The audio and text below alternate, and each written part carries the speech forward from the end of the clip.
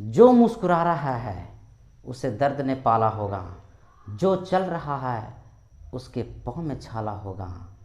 जो मुस्कुरा रहा है उसे दर्द ने पाला होगा, जो चल रहा है उसके पाँव में छाला होगा। बिना संघर्ष के इंसान चमक नहीं सकता, जो जलेगा उसी दिए में तो उजाला होगा। जय हिंद दोस्त, मैं हूं संतोष कुमार। आप सबका अपना यूट्यूब चैनल संतोष मैथमेटिक्स में हार्दिक अभिनंदन है।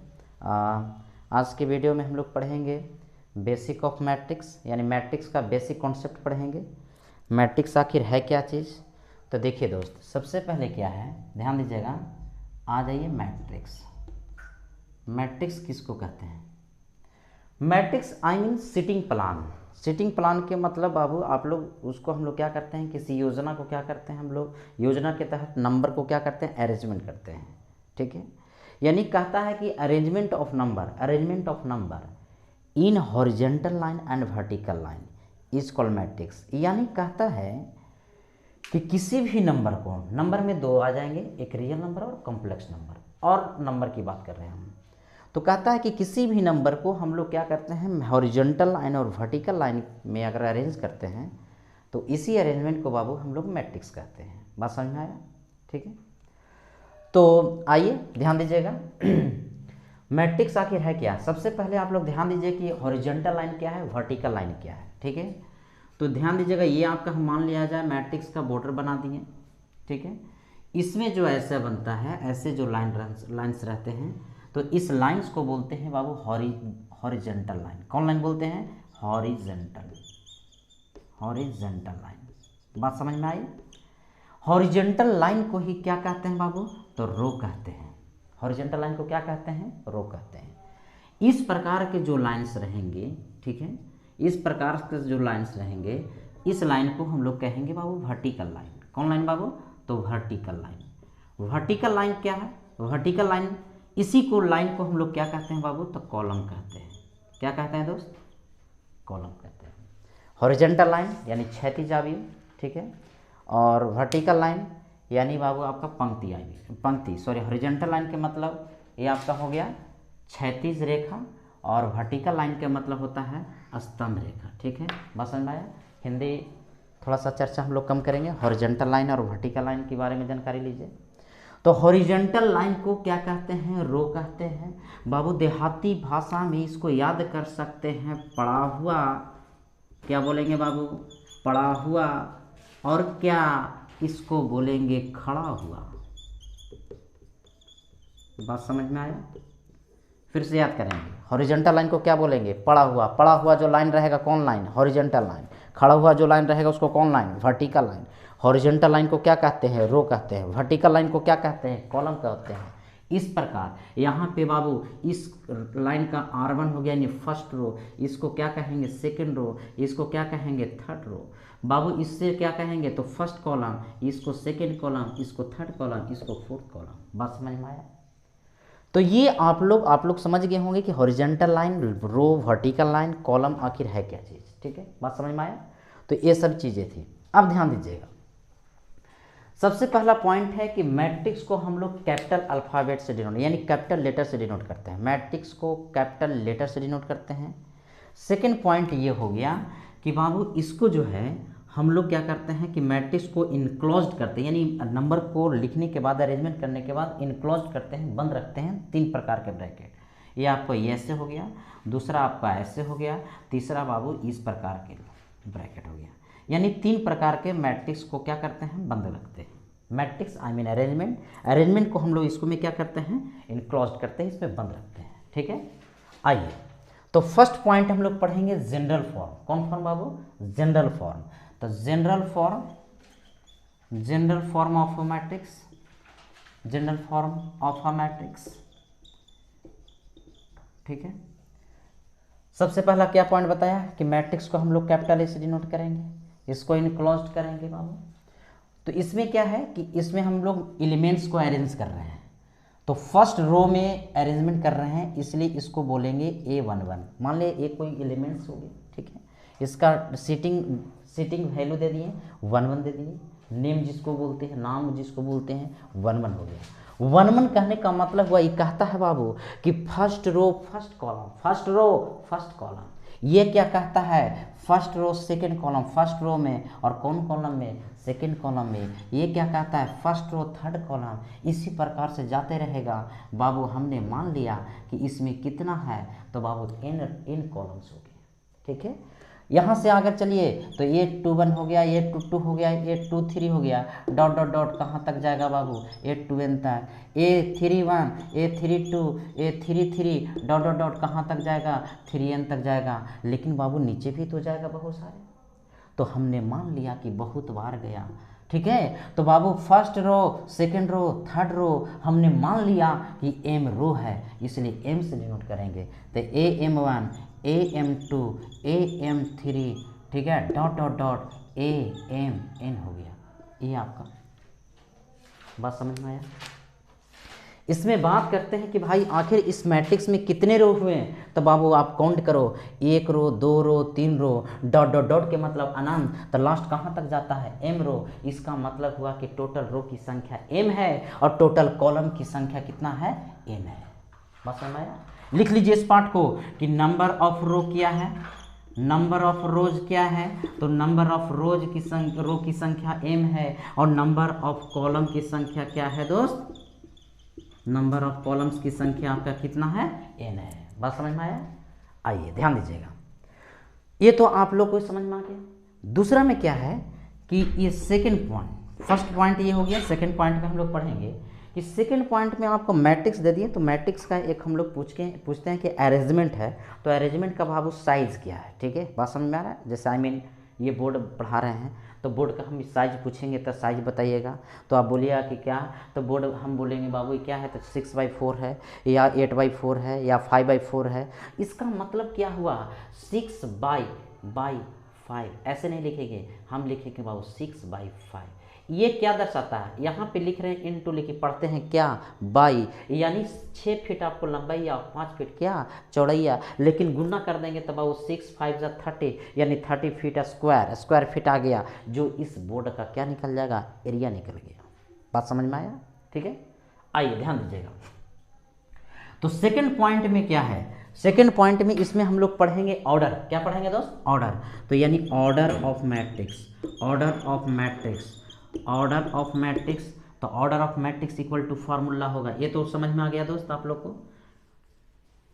Order of matrix equal to formula होता है number of row, number of row की संख्या बाय, इसको पढ़ेंगे बाबू by number of column, number of column यानी कॉलम की संख्या। इसी को कहते हैं बाबू क्या, तो ऑर्डर कहते हैं। यदि हम आपको बात करते हैं, इस मैट्रिक्स की बात करते हैं कि बताओ बड़े भाई इसका ऑर्डर क्या है, तो बोलिएगा कि कितने रो हैं जी, तो m रो, कितने कॉलम, n कॉलम। ऑर्डर बाबू यहाँ शो होता है, यहाँ पर हो जाएगा ऑर्डर m बाई कितना, m। That's all. बात समझ में आया, ठीक है। इस प्रकार से थोड़ा सा यहाँ पे एक और चीज़ चलना है कि मान लीजिए ये एलिमेंट दिया हुआ रहता है, तो एज एग्जाम्पल मान लेते हैं AIJ, इस फॉर्म में बाबू दिख रहा है, सब लिखा हुआ है। तो ये क्या दर्शाता है दोस्त, ये सिटिंग प्लान है। आई क्या कहता है कि नंबर ऑफ रो दर्शाता है, फर्स्ट वाला नंबर ऑफ रो, रट लीजिए, इसको याद कर लीजिए, भेजा में डाल दीजिए कि फर्स्ट वाले को नंबर ऑफ रो बोलेंगे और सेकंड वाले को क्या कहेंगे, कॉलम, नंबर ऑफ कॉलम। बस समझ में आया। फर्स्ट वाले को नंबर, फर्स्ट वाला शो करता है नंबर ऑफ रो, सेकंड वाला शो करता है नंबर ऑफ कॉलम। बस समझ में आया। अगर हम इसको अरेंज कर देते हैं तो number of row by number of column is called क्या, ऑर्डर, ठीक है। आइए एक क्वेश्चन की ओर चलते हैं। एक क्वेश्चन एग्जाम्पल है, ठीक है दोस्त, ध्यान दीजिएगा। हमने एग्जाम्पल में पहला पॉइंट बताया था कि मैट्रिक्स को कैपिटल लेटर द्वारा डिनोट करते हैं, हमने ये दोबारा मान लिए। यहाँ पे कोई मैट्रिक्स का हम लोग नंबर अरेंज कर लेते हैं। बात समझ में आया। चलिए अरेंज कीजिए, जो भी मर्जी है लिख दीजिए, 2 3 4 5 हमने लिख दिया, 1 -3 0 -1 -2 6 7 8 हमने एक मैट्रिक्स बनाया बाबू। आप लोगों ने देखा कि बाबू कोई भी संख्या को हम लोग अरेंजमेंट कर दी, तो अरेंजमेंट का दो तरीका का, तो बाबू रे हॉरिजेंटल लाइन, दूसरा तब वर्टिकल लाइन, दो प्रकार के अरेंजमेंट हो गया, यानी दो प्रकार से हम लोग अरेंज करेंगे, ठीक है। तो ये बात बताइए, ये क्या है? तो फर्स्ट रो, ये क्या है? सेकंड रो, ये क्या है? Third row. ठीक है, ये क्या है बड़े भाई? तो फर्स्ट कॉलम, ये क्या? सेकंड कॉलम, ये आपका थर्ड कॉलम, ये आपका तो फोर्थ कॉलम। इसमें पहला क्वेश्चन यदि हम आपसे पूछे, फर्स्ट क्वेश्चन, क्या बताइए बाबू ऑर्डर, इस मैट्रिक्स का ऑर्डर बताइए। तो हम अभी तो बताएं कि नंबर ऑफ रो, तो रो की संख्या कितना बाबू? 1 2 3, 3 by number of column, column की संख्या कितना? 4। बाबू आप क्या बोलेंगे कि ऑर्डर क्या है? तो 3/4, यानी 3/4 का मैट्रिक्स हो गया। ठीक है, second elements, number of total elements, number of total elements, यानी इसमें अवयवों की कुल संख्या कितनी है, आप ये मैट्रिक्स में कितने नंबर को अरेंजमेंट किए हैं। तो बाबू कुछ करने की ज़रूरत नहीं है, इसको गिनने की ज़रूरत नहीं, इसको काउंट करने की आवश्यकता नहीं है, बस इसको मल्टीपल कर दीजिए, उतना ही आपको है। आपको हम बता दूं कि मैट्रिक्स का जो ये उद्भवन हुआ था, यानी विकास हुआ था, यानी खोज हुआ था, सर्वप्रथम 1850 ईस्वी में हुआ था। 1850, इसका जे आर्थर का, जे शायद क्या था, और इसका जो मतलब कि पूर्ण रूप से इसका विकास जो हुआ था, यानी कहने का मतलब हुआ कि as a system wise matrix का जो हुआ वो 1858 ईस्वी में जे शायद आर्थर कैले ने किए थे। आर्थर कैले, ये जो मैट्रिक्स है ना बाबू आपका क्या है, तो कोऑर्डिनेट ज्योमेट्री से भी हुआ है, और भी बहुत सारे हैं, स्ट्रेट लाइन से भी हुए हैं, यहाँ से बहुत सारे ऐसे मतलब मेथड है जहाँ से आपका मैट्रिक्स का उद्भव हुआ। हम लोग पढ़ेंगे कि देखिएगा मैट्रिक्स का यूज जहाँ, मतलब मैट्रिक्स का आप यूज जहाँ पे करेंगे, यानी जिस जिस इक्वेशंस में करेंगे, यानी जिस तरीके के मैथ में हम लोग यूज़ करेंगे, वहीं से इसका विकास हुआ था। ठीक है, इसका हम लोग यूज़ करते हैं बाबू आपका बड़े बड़े कंपनियां में, जैसे मान लें प्रोडक्ट निकलता है, बहुत सारे वस्तुएं निकलती हैं, तो वहाँ पे काउंट ना करके डायरेक्ट मल्टीपल करते हैं। ठीक है, इसका यूज वहाँ पे होता है। ठीक है, खैर छोड़िए, वो तो बात की बात है, हम लोग यहाँ ध्यान देंगे। थर्ड में यदि हम आपसे पूछते हैं कि बताओ बड़े भाई 3 यानी A3 यानी इस मैट्रिक्स का थर्ड रो और थर्ड कॉलम में कौन सा एलिमेंट है, तो थर्ड रो कौन है बाबू? ये है। थर्ड कॉलम, थर्ड रो ये आपका ये है, और थर्ड कॉलम ये है। तो बताओ बाबू कौन एलिमेंट हो गया? 7। बी में आ जाइए, ए टू बताइए सर कौन है? तो बाबू सेकेंड रो सेकेंड कॉलम, फिर से सेकेंड रो सेकेंड कॉलम, जो कट जाए वही आंसर, -3। बाबू यदि हम आपसे पूछें 1 4 कितना रो जी? First row. कितना कॉलम? Fourth column. तब पहला रो में चौथा कॉलम चल जाइए, कितना आ गया? 5 आ गया।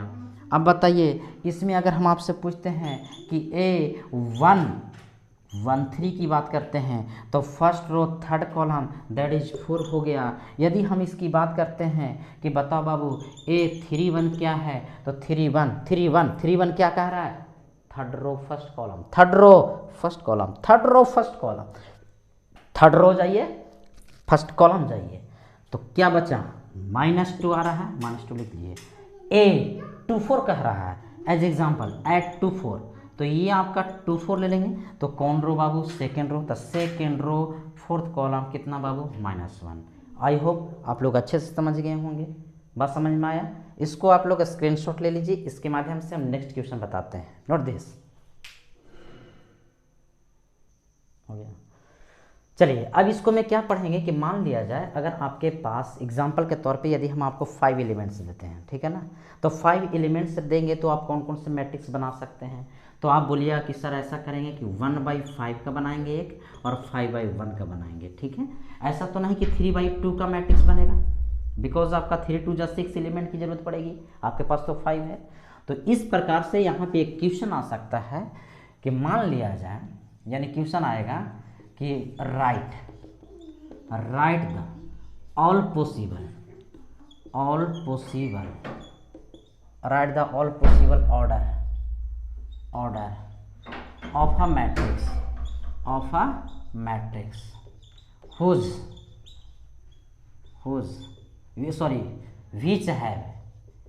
which have जिसके पास 12 एलिमेंट्स है। 12 एलिमेंट्स। क्वेश्चन क्या कर रहा है दोस्त, अच्छे से समझिएगा। कहता है कि आप वैसा मैट्रिक्स का ऑर्डर बताइए जिसमें बाबू 12 गो एलिमेंट है, टोटल 12 एलिमेंट है, टोटल 12 का अवयव हो सकता है। तो आप बोलिएगा कि बाबू हम ऐसा करेंगे ना कि यानी सॉल्यूशन में आ जाइए, number of possible order, sorry possible order equal to लिख देते हैं डायरेक्ट, पॉसिबल ऑर्डर। तो पॉसिबल ऑर्डर इक्वल टू क्या होगा, तो बोलिएगा कि सबसे पहले 12 गो रो बनाएंगे, एगो कॉलम बनाएंगे, इसका उल्टा एगो रो बनाएंगे 12 गो कॉलम बनाएंगे, फिर बन सकता है कि 3 रो बनाएंगे 4 कॉलम बनाएंगे, फिर इसका हो सकता है 4 रो बनाएंगे 3 कॉलम बनाएंगे, 6 रो 2 कॉलम बनाएंगे, 2 रो 6 कॉलम बनाएंगे। और हो सकता है क्या, नहीं हो सकता है। तो बताइए सबसे पहले कितने मैट्रिक्स बन सकता है, तो 1 2 3 4 5 6 बन सकते हैं, दैट्स ऑल, है ना। इसी प्रकार से यदि हम आपसे पूछ दें, है ना, नेक्स्ट क्वेश्चन में इसी में पूछ दें, ध्यान दीजिएगा, ये तो समझ में आ गया होगा। मान लिया जाए 12 की जगह पे आप बाबू इसका हम 13 कह दें, ठीक है, 13 एलिमेंट्स दे दें, तो कैसे बनेगा दोस्त, तो बताइए कैसे 13 एलिमेंट्स बनेगा, तो 13/1 और 1/13। और कोई उपाय है नहीं।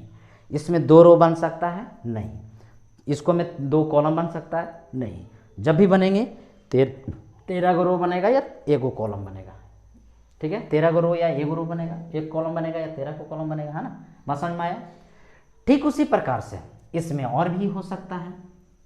एज एग्जाम्पल मान लिया जाए आपके पास 8 एलिमेंट्स रहे, तब क्या कीजिएगा, तो बाबू एक शॉर्टकट ट्रिक है कि जो संख्या जितना नंबर ऑफ एलिमेंट्स दिया रहेगा वो दिमाग में लगाइए कि कितने संख्या से कटता है।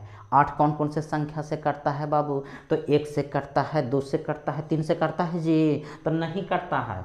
1 से कटता है, 2 से कटता है, और क्या 4 से कटता है, और क्या 8 से कटता है। बाबू कितना से कटा, 4, तो बाबू नंबर ऑफ पॉसिबल ऑर्डर कितने हुए, 4। पॉसिबल ऑर्डर लिखिए 8 को, तो बाबू सबसे पहले 1/8 8/1, और क्या 2/4 4/2। और कोई हो सकता है बताइए, नहीं हो सकता है, बस वही है, समझ में आ गया। इसके बाद आपको क्या आएगा कि कंस्ट्रक्शन, यानी मैट्रिक्स को कंस्ट्रक्ट करना है, यानी उसको रचना करना है, ठीक है, कैसे बनाना है वो समझ लीजिए, ठीक है, 1 मिनट। कंस्ट्रक्ट ए 3/3 मैट्रिक्स, है ना, whose elements are given by aij equal to i square plus j square. कोई भी कंडीशन हो सकता है, ये हमने कंडीशन मान रखा है, ठीक है। सबसे पहले क्या कहता है कि 3/3 मैट्रिक्स का 3/3 ऑर्डर का मैट्रिक्स बनाइए जिसका एलिमेंट इस कंडीशन को फ्लो करता है, ठीक है, बात समझ में आया। एकदम सिंपल है, एकदम जस्ट 10 सेकेंड, ओके। तो हम लोग सॉल्यूशन में आ जाएंगे, लिखेंगे बाबू रिक्वायर्ड मैट्रिक्स, जो हमको मैट्रिक्स निकालना है, तो रिक्वायर्ड मैट्रिक्स का सबसे पहले कम्पैक्ट फॉर्म लिखेंगे। तो कम्पैक्ट फॉर्म में 3/3 ऑर्डर का, यानी 3 गो रो बनेगा, 3 गो कॉलम बनेगा। तो लिखिए सबसे पहले ऐसा structure, basic structure A11 A12 A13 A21 A22 A23 A31 A32 A33। यही तो आ गया बाबू 3/3 मैट्रिक्स, 3/3 मैट्रिक्स। अब बताओ बड़े भाई, aij, आई क्या दर्शाता है, नंबर ऑफ रो, जे का दर्शाता है नंबर ऑफ कॉलम। तो आई वाला रहेगा तो आई स्क्वायर, प्लस जे वाला रहेगा तो जे स्क्वायर। बैठा दीजिए, जो कंडीशन रहेगा वही कंडीशन को यहाँ फ्लो कर देना, कुछ भी रहे, ठीक है, फ्लो कीजिए बाबू। 1 1 है तो बैठा बाबू 1 के स्क्वायर प्लस 1 के स्क्वायर, 1 के स्क्वायर प्लस 2 का स्क्वायर, 1 के स्क्वायर प्लस 3 का स्क्वायर, इसमें 2 का स्क्वायर प्लस 1 का स्क्वायर, 2 का स्क्वायर प्लस 2 का स्क्वायर, 2 का स्क्वायर प्लस 3 का स्क्वायर, बाबू 3 का स्क्वायर प्लस 1 का स्क्वायर, 3 का स्क्वायर प्लस 2 का स्क्वायर, 3 का स्क्वायर प्लस 3 का स्क्वायर, ठीक है। आइए मेरा मैट्रिक्स बन के तैयार हो रहा है, ठीक है। इसको हम लोग मान लिए लेट ए इक्वल, ठीक है। तो 1 का स्क्वायर 1 1 1 कितना हो गया 2, कितना हो गया 5, कितना हो गया 10, बाबू रे कितना 5, कितना रे 8, कितना बाबू 9 4 कितना 13, बाबू 9 1 कितना 10, 9 4 कितना 13, बाबू रे 9 9 कितना 18। ये आपका 3/3 मैट्रिक्स का है, यही आपका रिक्वायर्ड आपका मैट्रिक्स बन गया। आई होप आपका वन शॉट वीडियो था मैट्रिक्स का, आप लोग को अच्छे से समझ में आया होगा। यदि आपका मेरा कॉन्सेप्ट बेटर लगा होगा बाबू, तो आप इस वीडियो को लाइक शेयर कीजिए और मेरे इस चैनल का सब्सक्राइब करना ना भूलें दोस्त। ठीक है, जय हिंद दोस्त।